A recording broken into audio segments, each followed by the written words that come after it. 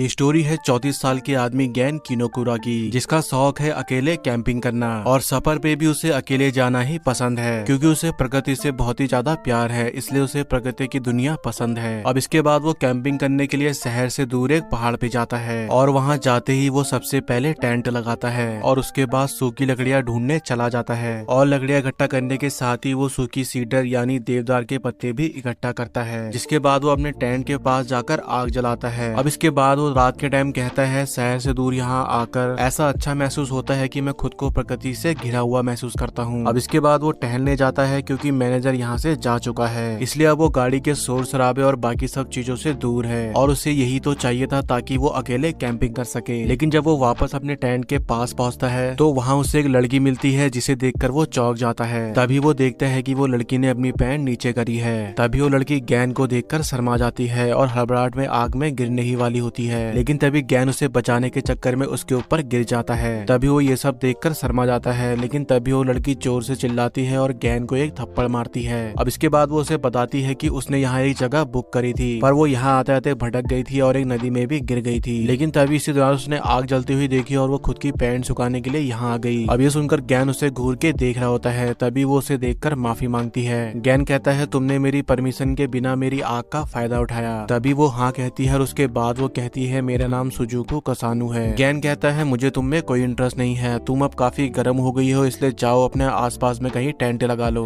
अब ये सब सोचने के बाद गैन सोचता है इसने मेरा अच्छा समय बर्बाद कर दिया। तभी कुसानो बताती है कि वो यहाँ लेट पहुंची इसलिए वो टेंट को नहीं खरीद पाई। तभी ये सुनकर वो और चौंक जाता है और वो कहता है जो भी है तुम अपने घर जाओ। तभी वो कहती है इस वक्त कोई बस नहीं मिलेगी, अगर मैं खो गई या मर गई तो मैं भूत बनकर वापस आऊंगी और तुम्हें परेशान करूंगी। तभी गैन सोचता है इसको लगता है मैं इस पे दया करूंगा, लेकिन ये नहीं जानती कि मुझे ऐसी औरतों से सख्त नफरत है। अब इतना सब सोचने के बाद वो उसकी हेल्प करने के लिए इमरजेंसी ऑफिस जाता है ताकि उसे वहाँ कोई कमरा मिल जाए उसके लिए। लेकिन जब वो वहाँ जाता है तो वो देखता है कि वो बंद होता है। अब इसके बाद जब वो वापस जाता है तो वो देखता है कि वो खाना बना रही होती है और वो भी बिना उसके परमिशन के। कुसानो कहती है मैं खाली बैठी थी इसलिए मैंने सोचा क्यों ना दोनों के लिए खाना बना लूं। अब ये सब देखकर उसे बहुत ही गुस्सा आता है, लेकिन जब उसे पता चलता है कि उसने उसके लिए भी खाना बनाया है तब वो थोड़ा सा शांत हो जाता है। और ऊपर से उसने बीन कैन चिकन बनाया था जिसे खाना गैन का सपना था, क्योंकि वो अकेले इसे कभी भी नहीं बना सकता था। अब ये सब देखकर उसके मुंह में पानी आता है। तभी कुसानो बताती है कि ये डिश बनाना उसका भी सपना था अकेले कैंपिंग करते हुए। अब खाना बनने के बाद गैन खाने के लिए मना कर देता है और कहता है मैं तुम्हारे लिए दया से कुछ भी नहीं कर रहा हूँ, मैं चाहता हूँ कि तुम मेरी नजरों से दूर हो जाओ। अब यहाँ पर ये बंदी थोड़ी सी अलग होती है, वो उसके मुंह में चिकन ठूस देती है जिसे खाकर उसे इतना मजा आता है कि वो खुद में खो जाता है। इसके बाद कुसानो कहती है मैं तुम्हें परेशान कर रही हूँ, मैं जानती हूँ, लेकिन मैं इतने दूर आके कैंपिंग का मजा लिए बिना घर जाना नहीं चाहती। अब ये सब सुनकर वो शांत हो जाता है और काफी देर हो जाती है और गैन काफी देर से उससे कुछ नहीं बोलता है। तभी वो पूछती है क्या तुम अकेले कैंपिंग करते हो? मेरी तो ये पहली कैंपिंग ट्रिप है, वैसे अब ये ग्रुप कैंपिंग हो गया। मैंने यूट्यूब में बहुत सी सोलो कैंपिंग की वीडियो देखी है, इसलिए उन वीडियोस को देखकर मेरा भी काफी मन हुआ था। मैंने सोचा क्यों ना मैं भी अकेले कैंपिंग करने जाऊँ अपने दोस्तों के साथ, लेकिन उनमें से कोई नहीं आया। लेकिन जब मुझे एहसास हुआ कि मुझे अकेले ही कैंपिंग करनी चाहिए, इससे मुझे और अच्छा लगा। अब ये सब ज्ञान सुन तो रहा होता है पर वो कुछ बोलता नहीं है। तभी इसी दौरान उसे अपने बचपन के दिन याद आते हैं, जिसके बाद वो कहता है तुम्हें सोलो कैंपिंग के बारे में कुछ भी नहीं पता और तुम यहाँ ऐसे ही कूद पड़ी, ना तुम्हें ज्ञान है ना तुम्हें तजुर्बा है, और सबसे बड़ी बात तुमने जरूरी तैयारी भी नहीं करी है। सोलो कैंपिंग में बहुत आजादी मिलती है पर इसमें हमें खुद का ध्यान भी खुद ही रखना होता है, और जो खुद का ध्यान नहीं रख सकता उनके लिए ये नहीं है। इसलिए अगर तुम्हें मेरी बात समझ आ रही है तो इसी वक्त अपने घर जाओ। तभी वो कहता है तुमने मुझे बहुत टेस्टी खाना खिलाया था, इसलिए मैं तुम्हें एक मजेदार बात बताता हूँ। जब मैं यहाँ अकेले था तो मैंने सोचा ये जगह सिर्फ मेरी है, लेकिन जब तुम सोलो कैंपिंग करते हो तो तुम किसी दूसरे को दोष नहीं दे सकते, और इसके साथ ही तुम्हें सारा मजा भी खुद ही मिलता है। तभी कुसानो आसमान में ढेर सारे जगमगाते हुए तारे देखकर काफी खुश हो जाती है और ये सब देखकर वो डांस करने लगती है और कहती है ये तो नाइंसाफी है, ये आसमान सुंदर है, तुम्हें ये पता था? तुम अकेले ही इस व्यू को देखकर एंजॉय करने की सोच रहे थे ना? हाँ, मैंने मौसम को देखकर ये जान लिया था, यहाँ से मुझे होना चाहिए था। तभी कुसानो कहती है ये मैं होने नहीं दूंगी। तभी वो कहता है मुझे तुम्हारी परमिशन की जरूरत नहीं है, क्योंकि तुम अपनी पैंटी दिखाने में लगी हो। तभी वो नोटिस करती है कि फिर से उसकी पैंटी खुल गई है और वो फिर से जोर से चिल्लाती है, और फिर थोड़ी देर बाद वो गैन को देखती है और सोचती है कहीं वो उसे छुप छुप के देख तो नहीं रहा है। तभी गैन कहता है शुरू में जो भी हुआ वो मेरी गलती बिल्कुल भी नहीं थी। वो कहती है मैं जानती हूँ, लेकिन मुझे यहाँ रात गुजारनी है और मुझे तो तुम्हारा नाम तक नहीं पता। तभी वो अपना नाम बताता है और वो कहती है मेरे पास एक आइडिया है, तुमने शुरू में बिल्कुल सही कहा था, मुझे बिल्कुल भी भी नहीं पता, इसलिए मैं जब तक पूरी तरह से सीख नहीं जाती तब तक मैं तुम्हारे साथ ही कैंपिंग करूंगी। गैन कहता है मुझे अकेले रहना पसंद है। तभी वो कहती है ये एक सोलो कैंपिंग जैसा ही होगा, लेकिन ये 2 सोलो कैंपिंग होगी, हम दोनों के लिए सोलो कैंपिंग करेंगे। अब ये सुनकर वो यहाँ पर कुछ नहीं बोल पाता। तभी यहाँ पर एक क्विज आता है जिसका नाम होता है सोलो कैंपिंग के दौरान सोचना। बताओ अगर तुम सोलो कैंपिंग जाते हो तो तुम्हारे दिमाग में सबसे पहली चीज क्या आती है? वो है टेंट। सबसे पहले टेंट ही आता है। तुम लोगों ने क्या सोचा नीचे कमेंट में बताना, लेकिन झूठ मत बोलना। अब इसके बाद बताया जाता है कि टेंट हमें कीड़ों, बारिश, तेज हवा से तो बचाता ही है, लेकिन इससे ज्यादा उसकी अहमियत हमें तब समझ आती है जब हम टेंट के अंदर सोते हैं। 100 मीटर की ऊंचाई पे टेम्परेचर 0.6 डिग्री कैल्शियम कम होता है और महसूस होने वाला टेम्परेचर 1 डिग्री कम होता है हर मीटर पर सेकंड हवा की स्पीड के साथ। अब तुम समझ गए होगे बिना कैंपिंग के रात गुजारना कितना ठंडा होता है। अब इसके बाद गैन कहता है मैं इस औरत के लिए खुद को ये सब सजा क्यों दे रहा हूँ। अब इसके बाद हमें एक फ्लैशबैक दिखाया जाता है जिसमें गैन उसे घर जाने के लिए कहता है, लेकिन वो कहती है जब तक मैं सोलो कैंपिंग नहीं सीख जाती तब तक मैं नहीं जाऊंगी। अब इसके बाद वो कहती है मैं सबको बता दूंगी कि तुमने मेरी पैंटी देखी है। गैन कहता है वो तुम्हारी गलती थी, मेरी नहीं। लेकिन अभी रात का बताओ तुम कैसे रात गुजारोगी, क्योंकि सिर्फ मेरे पास एक ही टेंट है और तुम्हारे पास कुछ भी नहीं है। वो कहती है मैं अकेले ही बाहर रह सकती हूँ, समझे। गैन कहता है वो बात नहीं है, पहाड़ों की कैंपिंग को हल्के में नहीं ले सकते। अब इसके बाद वो उसे टेंट के अंदर सुलाकर खुद बाहर ठंडे से जूझ रहा होता है। अब इसके बाद सुबह होती है और कुसानो बाहर आकर देखती है कि वो ठंड में रात भर बाहर सोया रहा। तभी यहाँ पर वो उसकी रात वाली बात याद करती है जब उसने उसे टेंट में सोने के लिए कहा था, और वो ये बात सोचकर खुश होती है और उसे अपनी ड्रेस से ढकाकर शुक्रिया कहती है। फिर इसके बाद वो खाना बनाती है जिसकी स्मेल से गैन को अपनी बचपन की बातें याद आती है। जब कैंपिंग के दौरान उसके डैड उसे बताते हैं मैंने तुम्हें बताया था ना कैंपर सुबह जल्दी उठते हैं, ये लो मैंने तुम्हारे लिए गर्मा गर्म नाश्ता बनाया है, अब जल्दी से इसे खा लो वरना ये ठंडा हो जाएगा। तभी ये सब सोचने के बाद गैन शुक्रिया पापा कहता है, लेकिन तभी कुसानो कहती है पापा अगर तुम मुझे अपना पेरेंट समझ रहे हो तो मुझे मम्मी होना चाहिए। तभी गैन अचानक से जागता है और कुसानो उसको क्लैम, टमाटो, रिस्टो खाने को देती है। वो कहता है तुम मेरी चीजों को यूज मत करो। तभी कुसानो कहती है खाना ठंडा हो जाएगा इसलिए चुपचाप खा लो। अब ये सब बोल के गैन फिर से कुछ बोलता है, लेकिन वो गुस्से से उसकी तरह देखती है और वो शांत हो जाता है। यार ये लड़कियों का खौफ सच में क्यूट होता है, लड़के सब कुछ प्यार से कर जाते हैं। अब इसके बाद वो खाना खाता है और उसे ये खाना बहुत ही पसंद आता है। तभी यहाँ पर गैन को ये भी पता चलता है कि वो बस अपने साथ खाने का सामान ही लाई थी, क्योंकि कैंपिंग का सोचते टाइम उसके दिमाग में सबसे पहली चीज यही आई थी, इसलिए वो बाकी सारी चीजें लाना भूल गई। गैन कहता है खाना बनाने का शौक होना कोई गलत बात नहीं है, कहीं भी जगह घूमने जाओ अगर तुम वहाँ खाना ना खाओ तो वो एंजॉय करना बेमतलब का होता है। तभी यहाँ पर वो रात वाले खाने के लिए बोलते रहती है अरे वो तो बहुत ही टेस्टी था, अरे वो तो था लजीज था। अब वो यहाँ पर काफी चीजें बड़बड़ाने लगती है। तभी वो सोचता है शायद मुझे ऐसा नहीं बोलना चाहिए था। अब इसके बाद वो दोनों कॉफी पीते हैं। कुसानो सोचती है ऐसा लग रहा है जैसे ये मेरी रूह को शांत कर रही है, ये एक्सपीरियंस मुझे घर पे तो बिल्कुल भी नहीं मिलता, लेकिन यहाँ बहुत ही शांति है, ऐसा लग रहा है जैसे मैं प्रकृति का संगीत सुन रही हूँ। ये वो दुनिया है जिसमें गैन सा मजे लेते हैं। अब इसके बाद वो यहाँ के मैनेजर से माफी मांगकर यहाँ से जाने लगती है। तभी वो गैन से उसको भी अपने साथ जाने को कहती है, लेकिन वो कहता है अब तुम घर जाओ। अब यहाँ पर ये दोनों लड़ने लगते हैं। कुसानो उसे सोलो कैंपिंग सिखाने की जिद करती है और गैन उसे घर जाने को कहता है। तभी कुसानो कहती है चलो एक बार करते हैं, सिर्फ एक बार, अगर तुम नहीं आए तो सोचो मैं अकेली कैंपिंग करूंगी। गैन कहता है तो इसमें मैं क्या करूं। तभी वो बोलती है अगर मेरे साथ कुछ गलत हुआ या कोई हादसा हुआ तो मैं भूत बन के तुम्हारे पास आऊंगी और तुम्हें परेशान करूंगी। गैन कहता है मुझे धमकाना बंद करो। अब इसके बाद गैन यहाँ पर फाइनली कैंपिंग करने के लिए मान जाता है और इसी के साथ पहला एपिसोड भी यहीं पे एंड होता है। तो दोस्तों वैसे मैं ये एनिमे एक्सप्लेन करना नहीं जा रहा था क्योंकि इस तरह के एनिमे देखना ज्यादातर लोग पसंद नहीं करते हैं, लेकिन मुझे ये एनिमे थोड़ा अच्छा लगा तो इसलिए मैंने सोचा चलो क्यों ना इस तरह के एनिमे को भी एक्सप्लेन किया जाए। तो दोस्तों आपको ये एपिसोड कैसा लगा प्लीज नीचे कमेंट करके जरूर बताना, और अगर आप चाहते हो कि मैं इस एनिमे का सेकंड एपिसोड भी लाऊं तो इस वीडियो को ज्यादा से ज्यादा अपने दोस्तों के साथ शेयर करना। बाकी दोस्तों आज की इस वीडियो में इतना ही था, मिलते हैं नेक्स्ट वीडियो में।